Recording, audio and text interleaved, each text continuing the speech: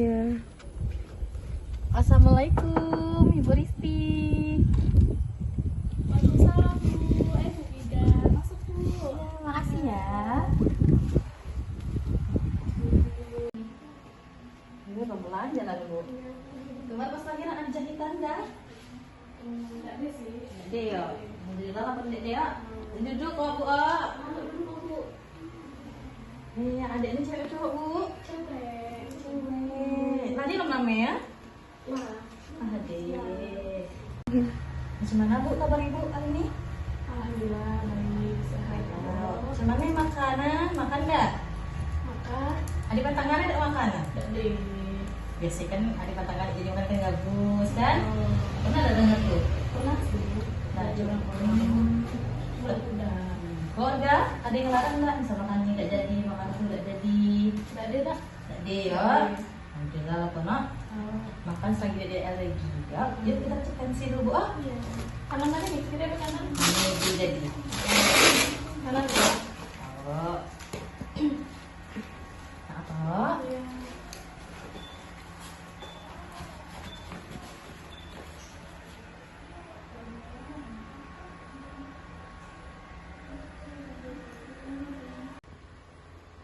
Oke Bu. Tensinya bagus Bu. 110/70. Normal lah. Gimana Ibu kondisi adik? Asih dah? Asih. Asih. Lancar dah asih ya Bu? Cuman sekarang ya kondisi adik sehat baik. Tapi aku bingung Bu cara pemberian ASI. Oke, ngerasa ASI kurang.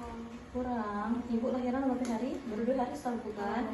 Wajar sih Bu, ASI itu sangat muncul di hari pertama dan hari kedua. Biasa itu ASI itu muncul di hari ketiga Bu. Karena kita harus sering-sering latih adik untuk menyusui. Nah, misalnya seandainya biasa ya, kalau di tempat-tempat bidan, tata rumah sakit biasa dianjurin setiap 2 jam sekali adik dibangunin tidur. Terus misalnya seandainya ASI ibunya banyak, kalau ibu baca diperes susu ibu tuh. Nah diperes lah ditaruh dalam kulkas tuh biasanya baca tahan 3-4 hari. Nah kalau misalnya ibu nyimpan di freezer baca sampai 6 bulan tuh nyimpan. Nah misalnya kalau sekarang ibu ngeluh kurang nih ASI ya, adik takut rewel, biasa ya kalau adik misal kayak anak kecil nih biasanya lambung lagi kecil. Terus kebutuhan ASI sangat banyak, misal ASI itu sedikit, terus ada warna kuning itu kan, biasanya itu ASI kolostrum. Nah, itu ASI yang bagus, masuk terbanyak nutrisi di dalam ASI kolostrum tuh untuk kebutuhan si adik. Nah, kebetulan juga adik lambung belum sangat besar, lagi kecil, jadi kebutuhan ASI belum sangat banyak. Terus misal seandainya tengah malam adik itu nangis, bukan berarti adik itu lapar. Biasanya takut ada kedinginan, popok basah, risih dan minta digendong biasanya cemburuh. Jadi ibu udah perlu khawatir sih biasanya. Jadi ibu harus rutin dan ngajarin adik untuk ASI terus sih untuk bayi. Tapi cuman ibu khawatir bayi kan sebagai seorang ibu dan baru kayak tadi. merasa gagal. Nah kebetulan Bu, besok Bu Ade kegiatan penyuluhan di puskesmas Pangkalan Baru. Kalau ibu datang kok. Nah kebetulan juga tema ini tentang ASI eksklusif. Nah, kalau ibu datang boleh nih kalau aku kasih ke ibu dulu untuk ibu baca-baca dulu. Jadi misal seandainya di ibu udah ngena, kalau ibu boleh tanyain lagi. Nih kasih ya. Jadi nih baca-baca dulu. Dibaca-baca dulu ibu. Nah besok kita ketemu lagi di puskesmas Pangkalan Baru. Oke. Makasih banyak ya. Sama-sama sehat-sehat Bu. Isi Bu. Makasih ya. Hati-hati ya. Mari. The next day. Isi, assalamualaikum. Salam. Ibu maaf ya telat datangnya, soalnya lagi macet di jalan. Oh ya Bu. Baik Ibu, sesuai dari saya kemarin, di sini kita akan melakukan penyuluhan tentang pentingnya ASI eksklusif. Maksudnya kita bagiin dulu ya Bu, browsernya. Makasih Bu. Nah, jadi Ibu, sebelumnya Ibu tahu nggak tentang ASI eksklusif sebelum kita mulai? Belum. Baik, di sini apa itu ASI eksklusif? Nah, ASI eksklusif itu ASI yang diberikan selama 6 bulan tanpa diberikan makanan atau minuman pendamping. Nah, ASI eksklusif ini untuk mendukung perkembangan optimal dan meningkatkan kekebalan tubuh bayi dan mengurangi resiko penyakit. Nah, ada juga ASI tidak dapat tergantikan oleh makanan atau minuman apapun. Nah, juga kalau misalkan usia bayi sudah memasuki 6 bulan, maka bayi perlu dikenalkan dengan namanya MPASI atau makanan pendamping ASI. Nah, ASI juga dapat dinilai sangat aman dan bersih, ibu-ibu. Nah, serta mengandung zat kekebalan tubuh yang dapat melindungi bayi dari berbagai macam penyakit. Kecuali kalau bayi sudah berusia 6 bulan, maka kita harus memperkenalkan makanan pendamping ASI atau disebut zaman ibu sekarang MPASI namanya, yang kaya akan nutrisi seperti protein hewani, karbohidrat, kemudian dan vitamin, kemudian mineral. Nah, tapi harus kita lanjutkan dengan pemberian ASI juga.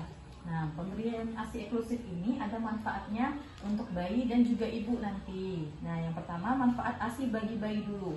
Nah, manfaat ASI bagi bayi yang pertama adalah sebagai nutrisi. Setelah itu, yang kedua meningkatkan kecerdasan bayi nanti. Lalu menyusui, meningkatkan jalinan kasih sayang kepada ibu dan bayi atau bonding attachment namanya. Lalu yang terakhir meningkatkan daya tahan tubuh bayi terhadap penyakit yang saya bilang pada apa itu ASI eksklusif yang tadi. Nah, setelah itu manfaat ASI pada ibu, yaitu yang pertama mengurangi perdarahan setelah melahirkan. Nah, setelah kita melahirkan biasanya ada dilakukan IMD atau inisiasi menyusu dini. Ibu pernah lakuin pas habis lahiran kemarin, biasanya dilakuin 1 jam. Nah, di sini untuk meningkatkan bonding attachment antara ibu dan bayi dari skin to skin atau dari kulit ke kulit. Kemudian membantu rahim kembali ke ukuran sebelum hamil, yaitu kontraksi uterus kita semakin mengeras karena ada rangsangan oksitosin karena bayi menghisap dari puting susu ibu nanti. Lalu berat badan ibu menyusui akan lebih cepat kembali ke berat badan sebelum hamil.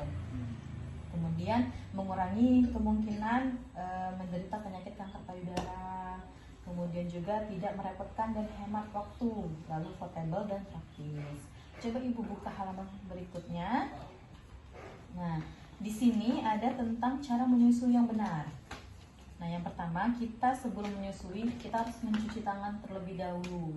Kita kan nggak tahu nih habis megang ini, megang itu kan terjangkit bakteri. Nah, bayi itu lebih rentan akan terjangkitnya penyakit.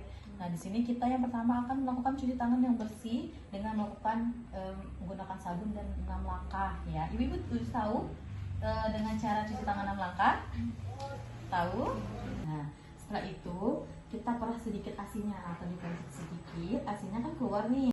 Setelah itu kita mengoleskan di area puting susu. Dioleskan di area areola atau bagian bulat-bulat kita itu. Kalau ibu nggak tahu areola, kalau bahasa kami orang medis namanya areola. Nah, ibu bisa posisinya berbaring atau duduk sesuai dengan kenyamanan ibu posisinya. Nah, kemudian setelah dioleskan, posisikan bayi diletakkan menghadap ke ibu. Coba dipraktekkan langsung, kan megang bayi nih. Dipraktekkan langsung. Kemudian kepala bayi berada di siku ibu. Nah, sudah iya, benar sekali. Setelah itu tangan ibu memegang bokong, tangan sebelahnya memegang bokong. Kemudian mendekatkan badan bayi ke badan ibu. Arahkan perut ibu dan perut bayi itu ketemu. Nah, seperti itu. Kemudian menyentuh bibir bayi. Berikan refleks gitu. Kalau dia mencari masukkan puting susu ibu, tapi jangan hanya putingnya aja yang dimasukin. Itu bisa menyebabkan lecet pada puting ibu nanti. Itu yang menyebabkan sakit dan bisa menyebabkan ibu nggak mau menyusui. Nah, setelah bayi buka mulut kan dimasukin kan puting sama areolanya dan terus menghisap bayinya. Nanti di area payudara yang atas nanti ibu bisa tekan untuk menghindari sisa bernapas pada bayi nanti. Nah, setelah itu sebelum ditidurkan, kalau selesai ASI, bayinya harus disunahkan dulu. Nanti takutnya gumoh. Nah, kalau bisa gumoh, nanti masuknya ke dalam hidung, nanti bisa aspirasi air susu namanya. Itu ya. Ibu bisa didirikan bayinya kayak gimana ya? Misalkan seandainya, nah didirikan kayak gini, posisi bayinya. Senyamannya aja, nanti ditekuk area punggung bayi, tapi nggak apa-apa digosok-gosok boleh, tapi ditekuk pelan nggak apa-apa. Nanti sampai bunyi bayinya kayak sendawa gitu. Nah, itu untuk menghilangkan kegembungan gas dalam perut bayi, untuk tidak gemuk nanti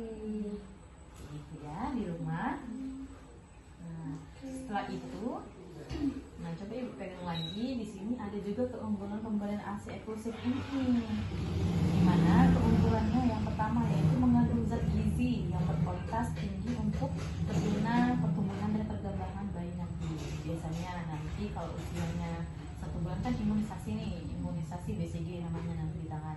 Nah nanti kalau ibu mau imunisasi biasanya akan diukur tinggi panjang badan dan berat badan.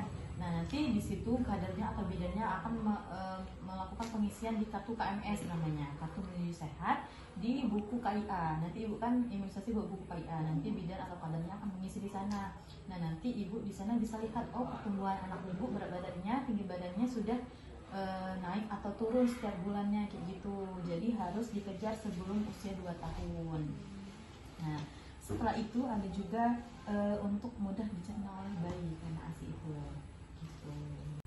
Nah, mungkin itu saja yang bisa saya sampaikan tentang pentingnya ASI eksklusif. Nah, di sini sebelumnya ibu-ibu, Ibu Rizky dan Ibu Yolan ada yang ingin bertanya? Tidak ada. Nah, baik kalau begitu saya aja ya tanya ya. Nah, kalau ibu ingat apa saja sih manfaat ASI eksklusif bagi ibu dan juga bayi? Coba kalau Bu Rizky manfaatnya untuk bayi apa? Apa aja? Kalau untuk bayi, ASI itu sebagai nutrisi, terus meningkatkan kecerdasan, meningkatkan jalinan kasih sayang, dan meningkatkan daya tahan tubuh. Benar. Kalau Ibu Yolan untuk manfaatnya bagi ibu? Mengurangi perdarahan pada saat melahirkan. Terus sudah membantu rahim kembali seperti semula. Sebelum lahir. Itu Terus menurut daya ibu menyusui akan lebih cepat kembali. Jadi dari pemahaman yang saya sampaikan, ibu-ibu cukup memahami ya apa yang saya sampaikan. Baik, kalau begitu saya tutup saja ya untuk acara penjemputan kita hari ini. Terima kasih atas waktunya untuk meluangkan datang ke sini ibu-ibu, Ibu Rizky dan Yolan. Terima kasih ya.